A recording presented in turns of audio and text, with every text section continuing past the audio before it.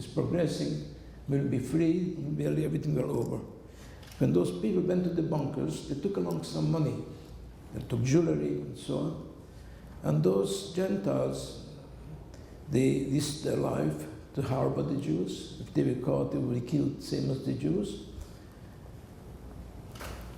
But for a lot of money, they were willing to sacrifice their life.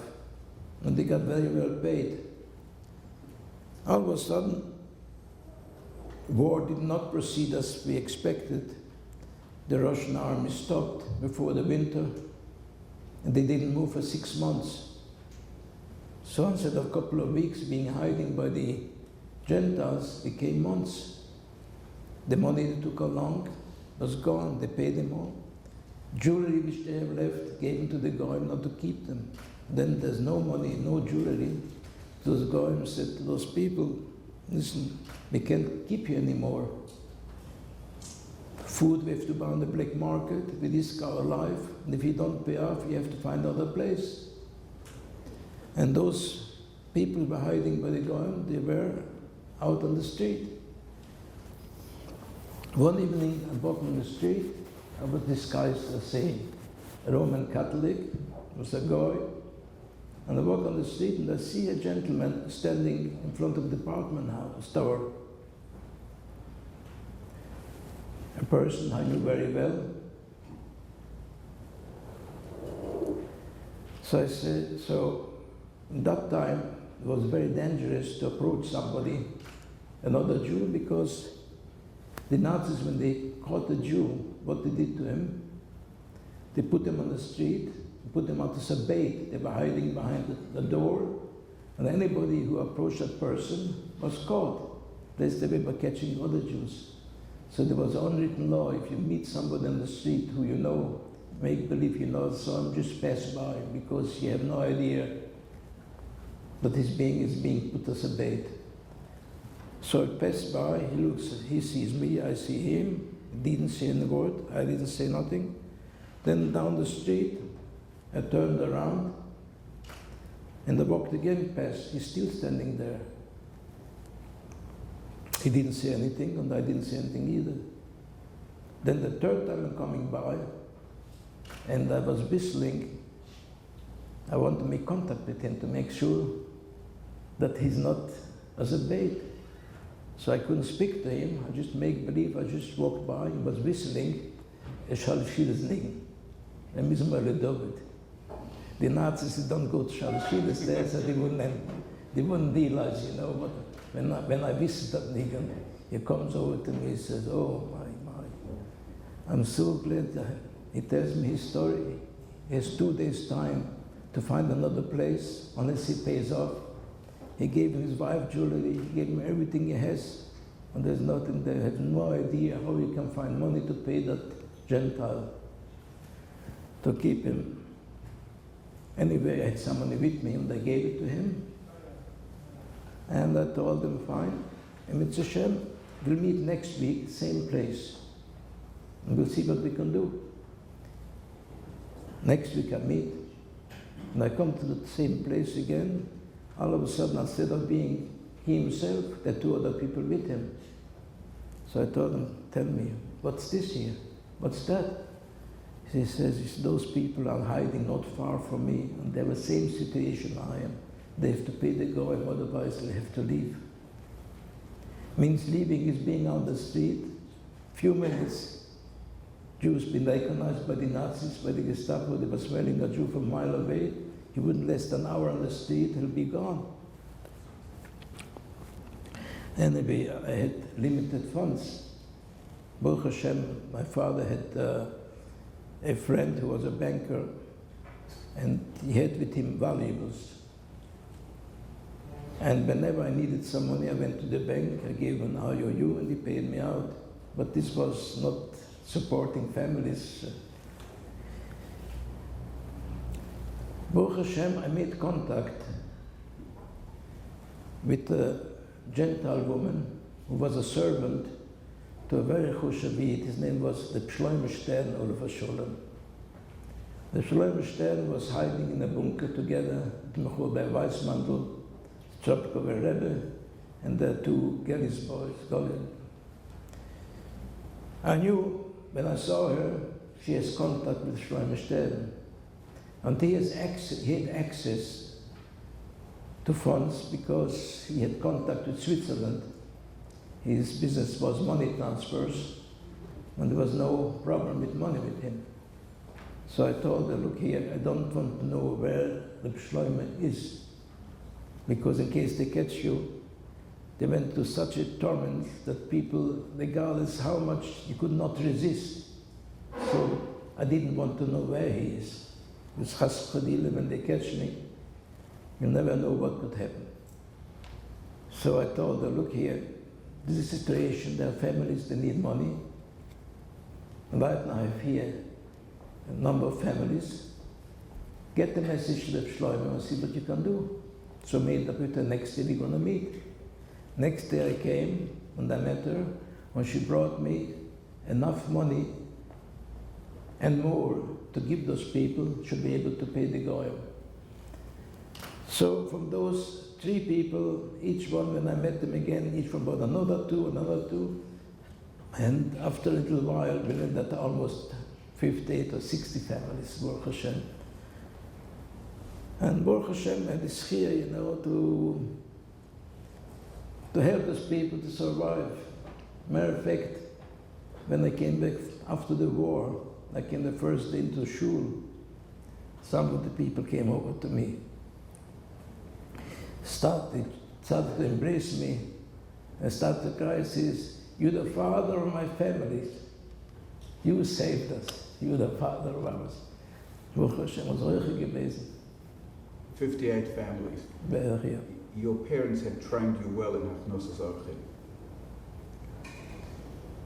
What year did that happen that you started this process of supporting 58 families? This was the last 6 months of the war. In fact, the war came to Pressburg sometime earlier, didn't it? In Pressburg, they were the very first victims in Europe. I mean, after Germany and Austria, that time they sent the Jews out and so on. But in Pressburg, it was the first city, was the first country where they had a contract with the Germans to take the Jews, and they paid them a lot of money for each person, each Jew, with the condition that they'll never come back. This was in early 1942. This was the first, and they systematically, little by little, they took the Jews and they sent them. That time there was no Auschwitz yet, because Auschwitz was the secretaries in Auschwitz who worked that time in the offices by the Nazis were the girls which were taken from Pressburg into Poland. What forms did the harsh treatment in Pressburg itself take? The treatment started in 1939. When you were 9 years of age? 10 maybe. Pressburg was a city not any different than any city here in the United States. There were shuls, there were yeshivas, people in businesses, they had all the rights like any goy, all the Gentiles, no discrimination. And people were prosperous, we lived a wonderful life. We lived together with our neighbors, the Gentiles, harmoniously. There was no such thing, anti-Semitism and so on. We had servants going. They were very faithful, very devoted. Matter of fact, the shiksa which was working for us, she knew better. She taught us Sema the Ani. And they were very, very friendly relation. In the business, we had a lot of Gentiles working for us. Our neighbors were excellent neighbors. In 1939, Czechoslovakia was split up, and Pressburg, Slovakia, joined the German Axis with Hitler, and they adopted the Jewish laws, the persecution the Jews started, And they came out with laws every week, little by little, every week something else. One was always worse than the other. They came out with laws. Jews can't have any more businesses. They took away the businesses. Then they took away Jewish houses. Jews were not allowed to have cars, even bicycles we were not allowed to possess. Jews had to go with the yellow stars on the street. And those laws came every day, one worse than the other. But we said, bitachon is not going to last forever. Shabbat is going to help us. Hitler is going to have a downfall, and Baruch Hashem will be free. But then they were not satisfied anymore, just the persecution. People couldn't go on the street. They took people, when he came to shul, they beat them up. Savagely, they broke their bones. If you came home from shul without being beaten up, it could be going bench goimer. And they started to take people at night. The Nazis came to their houses. They beat the people up to such an extent they were all hospitalized. When we went to sleep at night, we heard the Germans, they wore boots. When this walking there, the boots they had iron heels. You can hear those footsteps. It was not the footstep of a civilian, it was the footsteps of one of the Nazis. We went to sleep, you heard those footsteps. We all went to the window here. Where is he going? He passed our door and didn't stop at us. Baruch Hashem, we saved tonight, we were saved. But tomorrow we had the same thing again. At night it had no night, no day. Like the Torah says, at night you were wishing it would be morning already. On the morning we were hoping, it would be night. Did you and your father experience the violence personally?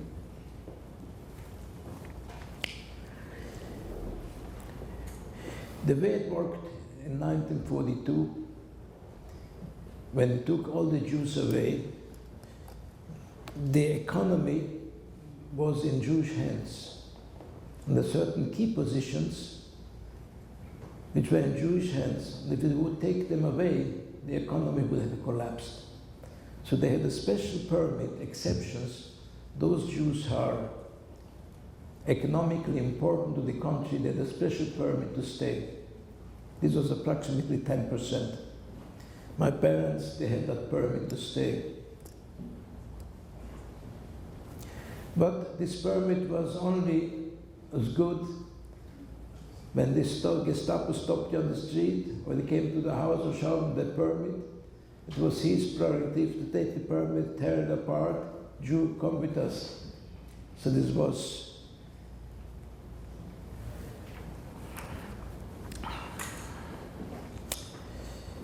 and that happened one day. They came to our house, they wanted to take my father.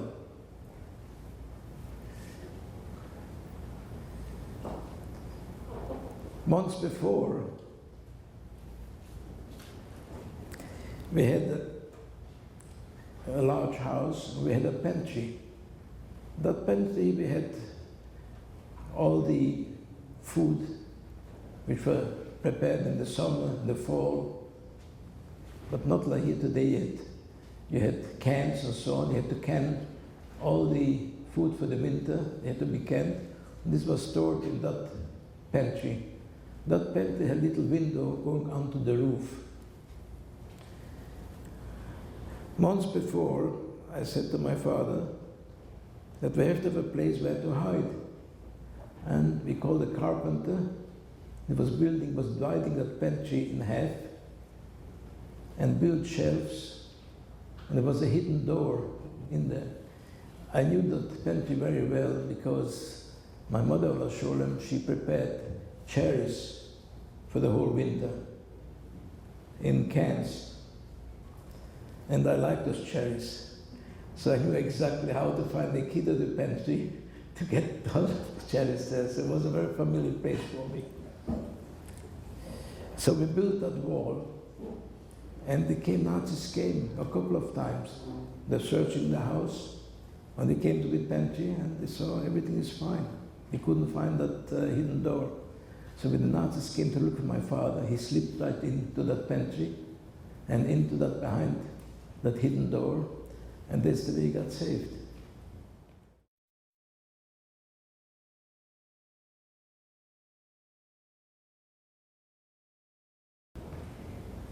Can we have the next slide, please? What's this building?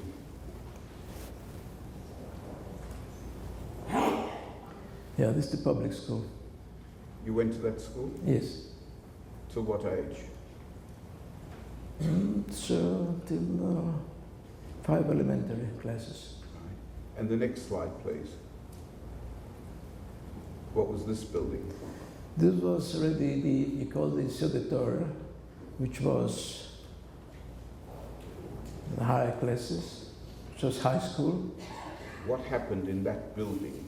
This high school was a combination. You had secular studies, limited, but main thing was the limited Kodesh.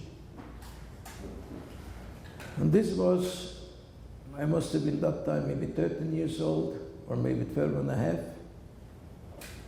One day, the Nazis came into the classes, started to beat the kids. The Rebbe, not just beating them, they were laying on the floor with broken hands and open scalp. Till everyone wasn't down on the floor, they did not leave. And that came class to class to class. Baruch Hashem, I soon came in, I jumped out the window, and Baruch Hashem, I was saved. But the rest of my friends, they all beaten terribly up. This was the big Nazi heroes, little children, high school children, to break their bones and beat them up. This was their culture, this was their pleasure. You started to travel, to flee from one place to another. Can you give us a list of the places in which you resided on your flight path?